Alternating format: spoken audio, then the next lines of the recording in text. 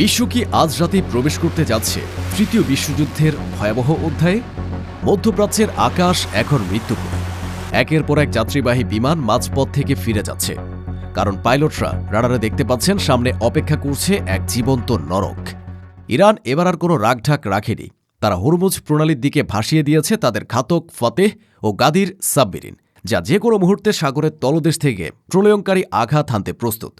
সবচেয়ে ভয়ঙ্কর খবর হলো তেহরান প্রকাশ্যে এনেছে তাদের প্রথম আন্তঃমহাদেশীয় ব্যালিস্টিক মিসাইল বা ICBM, যার পাল্লা 12,000 কিলোমিটার। অর্থাৎ তেল আবিব তো ছারকার হবেই, এমনকি আমেরিকার রাজধানী ওয়াশিংটন ডিসি বা নিউ ইয়র্কেও আজ ইরানের এই ক্ষেপণাস্ত্রের আওতায়। ইউরোপের কোনো শহরই আর নিরাপদ নয়। ট্রাম্প হুমকি দিচ্ছেন তার বিশাল নৌবহর আসছে, কিন্তু ইরানের জেনারেলরা হিটলারের উদাহরণ টেনে সাফ জানিয়ে দিয়েছেন, হিটলার যেমন রাশিয়ায় গিয়ে ধ্বংস হয়েছিল, ট্রাম্পও ইরানে এসে তার কবর খুঁড়বেন। ইরানের সর্বোচ্চ নেতার উপদেষ্টা স্পষ্ট করে দিয়েছেন, আজ আর কোনো যুদ্ধবিরতি নেই, আজ হবে চূড়ান্ত ফয়সালা। নেতানিয়াহুর ঘুম হারাম, আর হোয়াইট হাউসে বাজছে বিপদ সংকেত।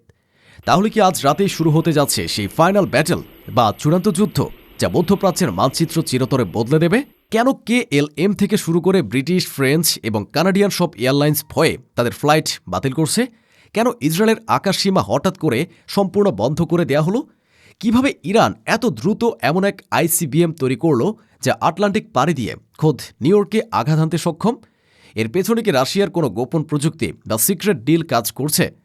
হরমুজ প্রণালীতে ইরানের সাবমেরিনগুলোকে ট্রাম্পের সে ম্যাসিভ ফ্লিট বা বিশাল নৌবহরের জন্য এক মরণ ফাঁদ পেতে রেখেছে, যেখানে সলিল সমাধি হবে আমেরিকার অহংকারের?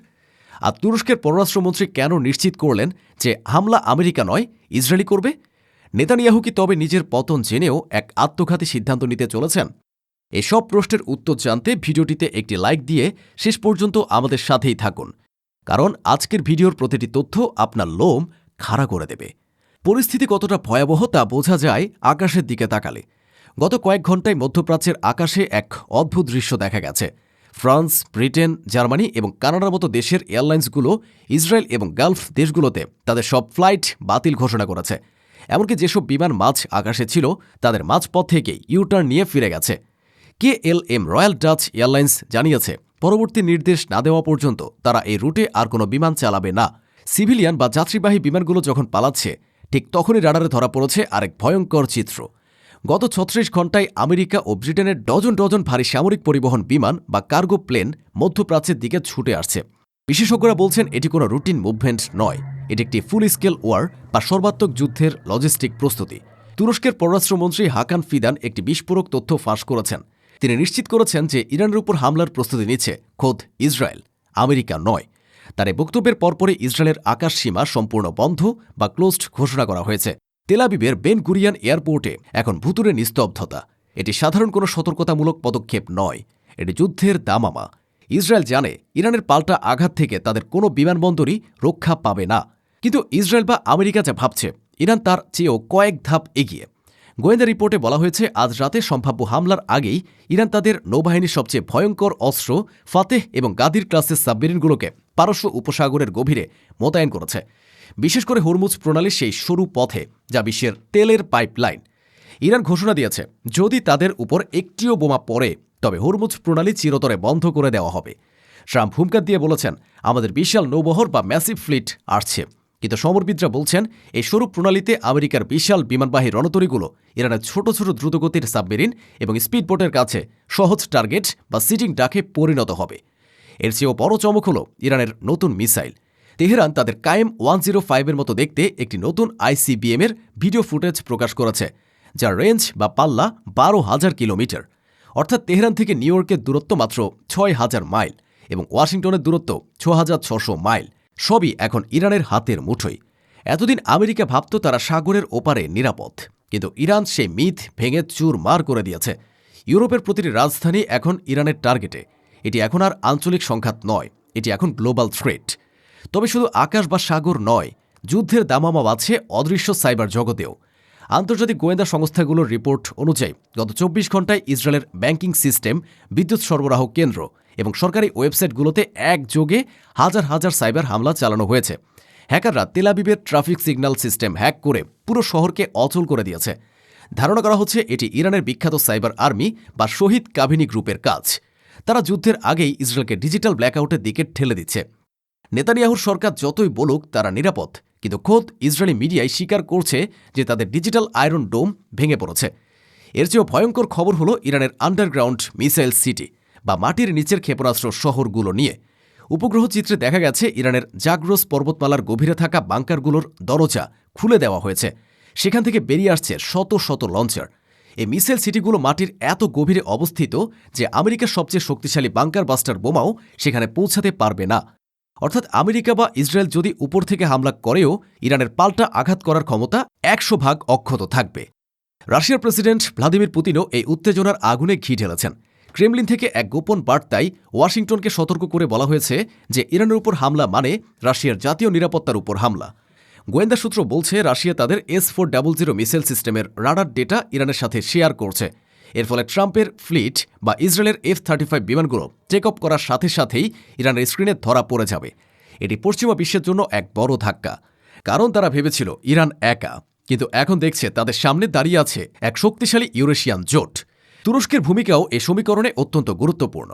যদিও তুরস্ক ন্যাটোর সদস্য, কিন্তু এরদোয়ান সরকার এবার পরিষ্কারভাবে জানিয়ে দিয়েছে যে তারা তাদের আকাশসীমা বা ইনসিলিক বিমান ঘাঁটি ব্যবহার করে ইরানের উপর কোনো হামলা চালাতে দেবে না।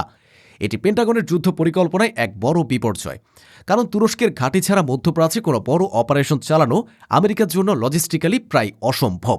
সব মিলিয়ে পরিস্থিতি এখন এক চূড়ান্ত ক্লাইম্যাক্সের দিকে। ইরানের সর্বোচ্চ নেতার হাত এখন রেড বাটনের উপর। তিনি শুধু ইসরায়েলের ভুলের অপেক্ষা করছেন। একটি ভুল পদক্ষেপ আর সাথে সাথে গর্জে উঠবে ইরানের হাজার হাজার মিসাইল। তখন তেল আবিব বা হাইফা বলে কোনো শহরের অস্তিত্ব থাকবে কিনা তা নিয়েও খোদ ইসরায়েল জেনারেলরাই সন্দিহান।